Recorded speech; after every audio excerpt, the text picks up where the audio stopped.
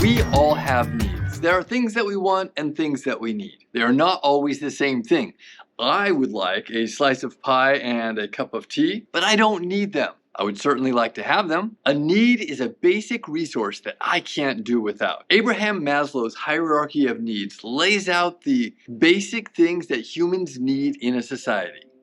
And it puts them into categories of which is more important. We start with the most personal things like food and air and water. Those are the things that under no circumstance could you possibly survive without having those needs met. The next level, we move up to safety.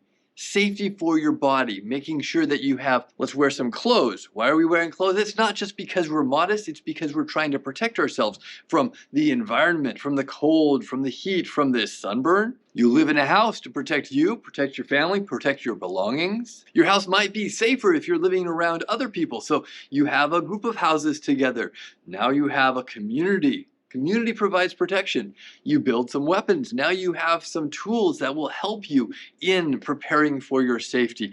And I'm going to stop there. That is the level of the pyramid of needs that we stop at in the Middle Ages, because these are the basic needs that you cannot survive without. The rest of the pyramid is a lot about emotions and desires and relationships. And those are great, but most of the people in the Middle Ages are struggling to having these needs met. The history of cities goes back about 10,000 years. We start with some of our early organized developments, and these are cities like Jericho. The history of cities goes back about 10,000 years with early developments like the city of Jericho. Groups of cities start cooperating under common leadership, and you have smaller areas of governments, kingdoms, and then empires. The greatest empire of the ancient world was the Roman Empire.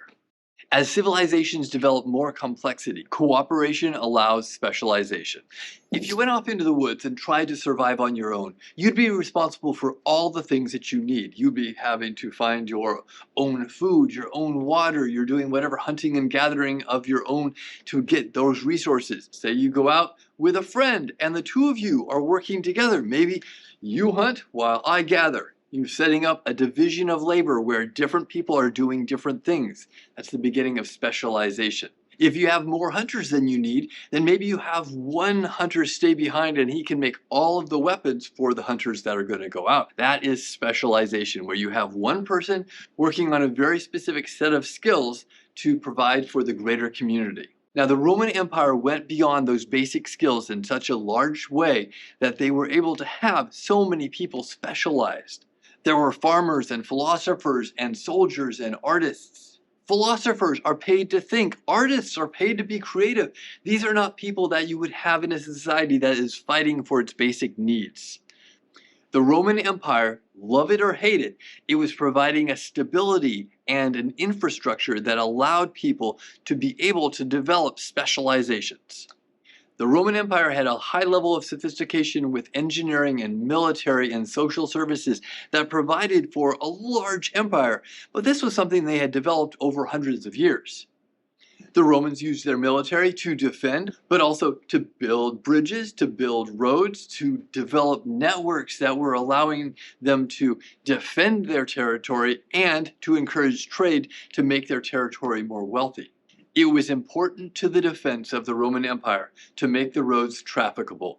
It was important to the wealth of the Roman Empire to make it easy for merchants to travel along those roads. When the Roman Empire crumbled in 476 CE, it was overrun with barbarian tribes. What had once been an organized network controlled by a central authority in Rome and maintained by the military that was protecting it, keeping that network in place, this great connection was now broken into small pieces. What had been an organized network under the Romans was now disorganized, and individuals were threatened. Who would you turn to for your resources? Who would you turn to for your protection? Invaders are coming. Who's going to save you? People turned to the nearest, strongest individuals. Strongest and wealthiest, those were the people that had the resources to protect them in case of an invasion. They developed power networks based on the land that they were able to give. The king owns all the land, and he gives some of that land to a baron in return for favors that the baron gives to him. The king needed knights, the baron needed land, the knight goes to fight, and in return they get land of their own. And you start developing small territories that were either manors or villages. Manors were self-sufficient systems that were able to provide for all of their needs within the manor itself. You had a way of creating tools, of raising food, and living a complete life. It wasn't always a great life, but you were getting the basics. Now these are isolated manors that can't or won't get resources from any distant place. At the beginning of the Middle Ages, around the 500s, these communities are just starting from the ground up with the bare essentials, and we can see just how primitive of a life they were living. Ideas and trade slowed down. We're not getting ideas from any far-off lands. Heck, you're not getting information from the next village. Roads aren't being built or repaired. The road you travel might be uneven, thick with mud or holes. You can't pull a cart through that. Or the road might be fine, but it might be in an area that's thick with robbers who would take your belongings from you, and you couldn't bring those resources from one area to the next. The great big world of the Roman Empire, with all of its interconnectedness, suddenly got much smaller. Over time, these manors grew, kingdoms grew larger, and independent villages grew larger too. The development of villages into cities was separate from that of the manors. Manors were self-sufficient, providing for the basic needs of their inhabitants. But over time, the local rulers gained more control of more territory, keeping it under control and keeping it stable. That meant the little village over the hill from that manor became more and more valuable. It had something the manor system couldn't provide: visitors. A manor was under the control, under the power of the lord that owned it. Everyone in the manor owed their livelihood to the lord. It was self-sufficient and did not need to interact with the outside world.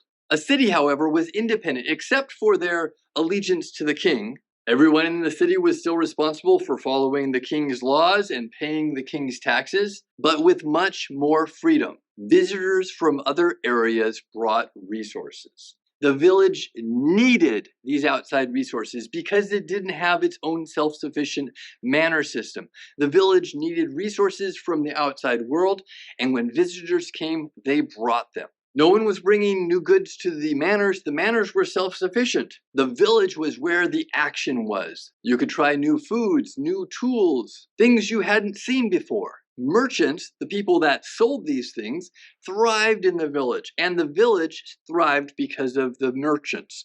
And these villages grew into cities. Villages grew into cities, and merchants traveled on trade route between the cities where they could sell their goods. This was building back the old trade networks of the Roman Empire, but now on a much larger scale. These networks connected people from Europe to Asia to Africa, across land and sea, bringing goods and ideas to the people that needed them.